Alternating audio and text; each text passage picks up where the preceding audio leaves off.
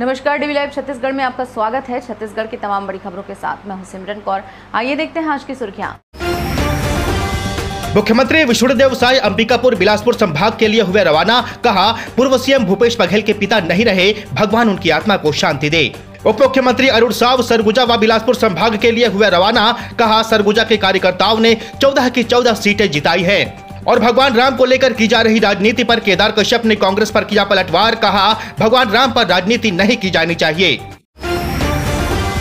पूर्व मुख्यमंत्री भूपेश बघेल के पिता नंद कुमार बघेल का राजधानी रायपुर के एक निजी अस्पताल में निधन हो गया। वे काफी लंबे समय से बीमार चल रहे थे। प्रदेश के मुखिया विष्णुदेव साय ने पूर्व मुख्यमंत्री के पिता के निधन पर शोक जताते हुए कहा कि पूर्व मुख्यमंत्री भूपेश बघेल के पिता नंद कुमार बघेल नहीं रहे, उनका शरीर शांत हो गया। हमारी उनके प्रति पूरी संवेदना है, भगवान उनकी आत्मा को शांति दे। मुख्यमंत्री श्री भूपेश बघेल जी के पिताश्री श्री नंद कुमार बघेल जी नहीं रहे, उनका शरीर शांत हो गया,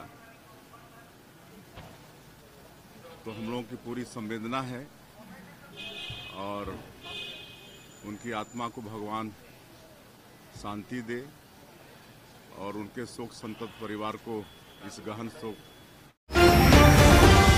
अंबिकापुर और बिलासपुर संभाग के कार्यकर्ताओं के सम्मान समारोह कार्यक्रम में शामिल होने के लिए मुख्यमंत्री विष्णुदेव साय, उप मुख्यमंत्री अरुण साव व विजय शर्मा रायपुर एयरपोर्ट से रवाना हुए। पत्रकारों से चर्चा करते हुए डिप्टी सीएम अरुण साव ने कहा कि सरगुजा संभाग के कार्यकर्ताओं ने 14 के 14 सीट जिताए हैं। हम उनका अभिनंदन करने के लिए वहां जा रहे हैं। 22 जनवरी को अयोध्या में भगवान श्री राम के भव्य और दिव्य मंदिर के निर्माण की बड़ा एक कार्यक्रम होना है। पूरा देश और दुनिया राम में होता जा रहा है। हमारा छत्तीसगढ़ भगवान राम का ननिहाल है और इसलिए अयोध्या जाने के लिए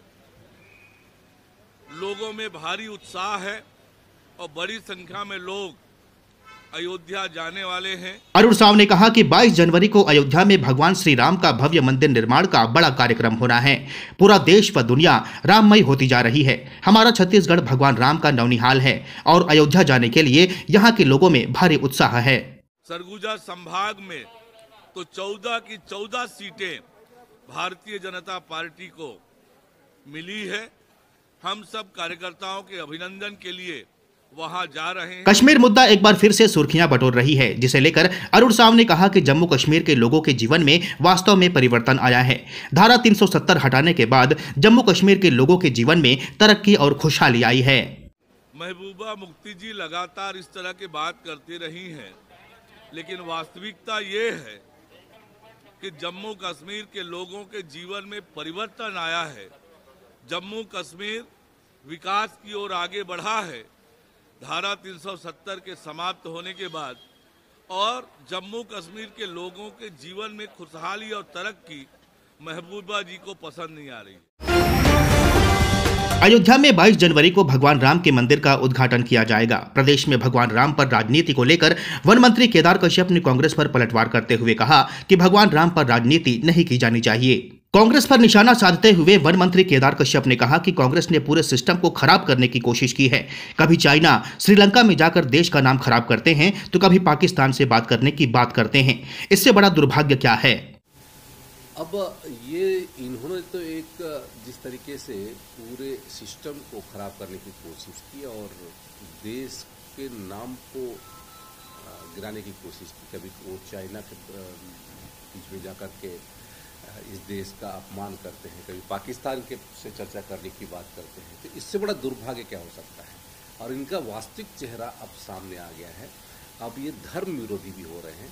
कांग्रेस प्रदेश प्रभारी सचिन पायलट पर तंज कसते हुए केदार कश्यप ने कहा, सचिन पायलट के यहां आने के बाद कितने पैराशूट यहां उतरेंगे, कौन कौन बाहर से आएंगे। पूर्व प्रभारी कुमारी शैलजा पर पैसों को लेन देन और बहुत सारे आरोप लगे थे। ऐसा सचिन पायलट के ऊपर न लगे। सचिन पायलट जी आने के बाद कितने पैराशूट यहाँ पर फिर से उतरेंगे, कौन कौन बाहर से आएंगे और उसके साथ साथ कितने लोगों को यहाँ पर किया जाएगा, जिस तरीके से विधानसभा चुनाव से लेकर के अब तक लगातार कार्रवाई हो रही है, और हमें उम्मीद है कि सचिन पायलट जी जो कहते हैं पूर्व के जो हमारी शैलजा थी, उनके ऊपर जो आरोप लगे थे। छत्तीसगढ़ में बीजेपी नेता वसीम राय की अज्ञात बदमाशों ने गोली मारकर हत्या कर दी। उप मुख्यमंत्री विजय शर्मा ने कहा कि वसीम राय नगर पंचायत के अध्यक्ष थे, दोपहिया वाहन से जा रहे थे तब उनकी मौत हुई। विजय शर्मा ने कहा कि पूरी शंका है कि यहां हत्या हुई है, तार कहां तक जुड़ते हैं इसकी जांच पुलिस कर रही है, असली गुनहगार कौन है सामने आएगा। पूरी शंका इस बात की है कि ये हत्या है, तार कहां तक जुड़ते हैं, क्या होता है, इसकी जांच पुलिस कर रही है और शीघ्रता ही होगी कि आपको इसका असली गुनहगार कौन है वो सामने आएगा। इस बुलेटिन में फिलहाल इतना ही। बने रहिए DV Live छत्तीसगढ़ के साथ। नमस्कार।